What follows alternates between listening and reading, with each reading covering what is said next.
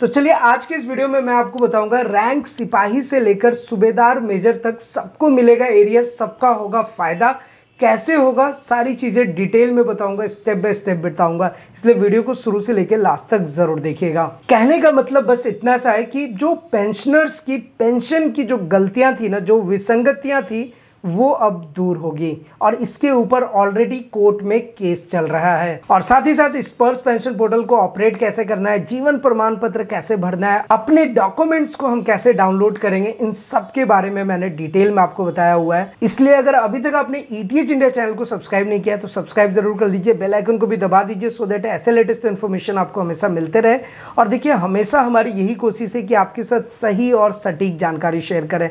तो अगर हम OROP 3 की बात करें तो अभी यहाँ पर कोई नोटिफिकेशन नहीं है, कोई MOD की तरफ से भी नोटिफिकेशन आया है, ना ही PCDA की तरफ से कोई सर्कुलर। तो ये मिलेगा, इसी साल मिलेगा, लेकिन अभी इस पर कुछ कहना वो सही नहीं होगा।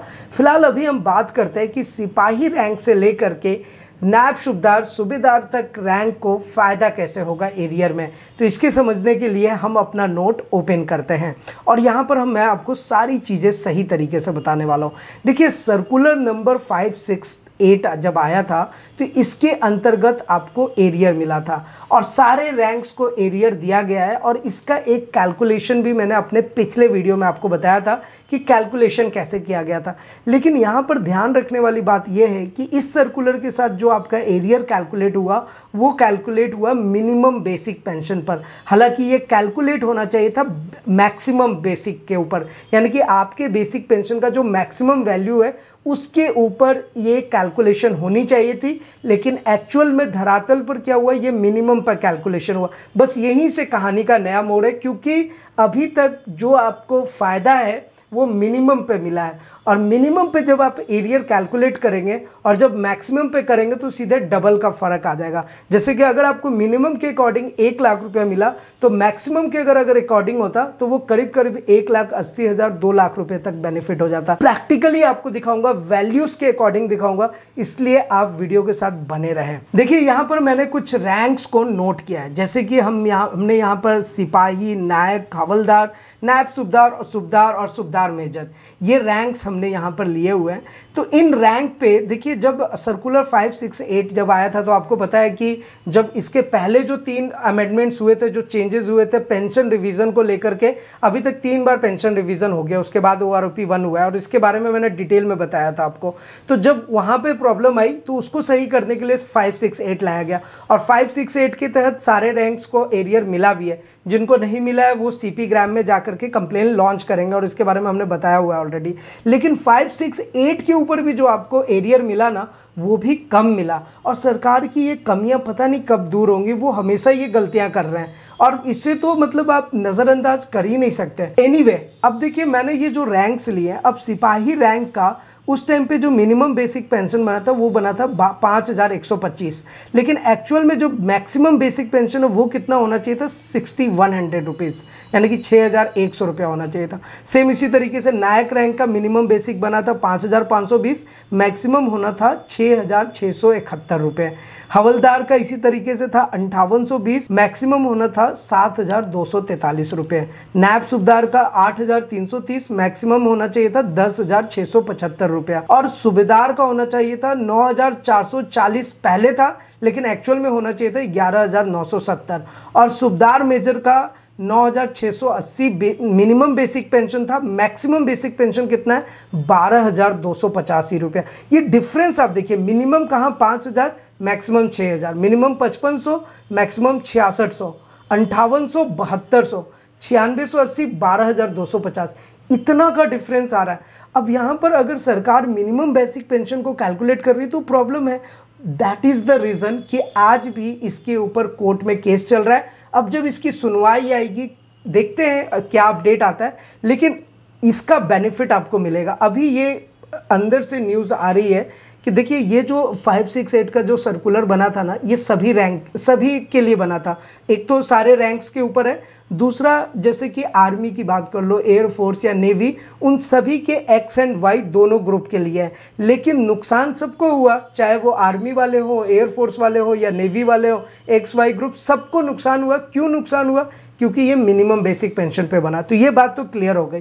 अब अगर ये चीज़ें मैक्सिमम बेसिक पेंशन पे बनता तो फायदा सबको होता और सारे रैंक्स को भी फायदा होगा। तो कहने का मतलब ये है कि अगर सर्कुलर 568 हो या फिर अगर एमएससीपी की बात करें, ओआरओपी 3 की बात करें, कम्यूटेशन की बात करें, नॉशनल इंक्रीमेंट की बात करें, हर जगह पर पेंशनर्स को नुकसान है, हर जगह पेंशनर का कोई बेनिफिट नहीं हो रहा है। और ये एकदम सटीक चीज़ है और ये बिल्कुल सही चीज़ है। सरकार इस पे एक्शन नहीं ले रही है, चाहे वो सर्कुलर 568 हो, इक्वल एमएससीपी की बात हो, ओआरओपी 3 की बात कर लें, कम्यूटेशन, नॉशनल इंक्रीमेंट, हर जगह पे सरकार विफल हो रही है।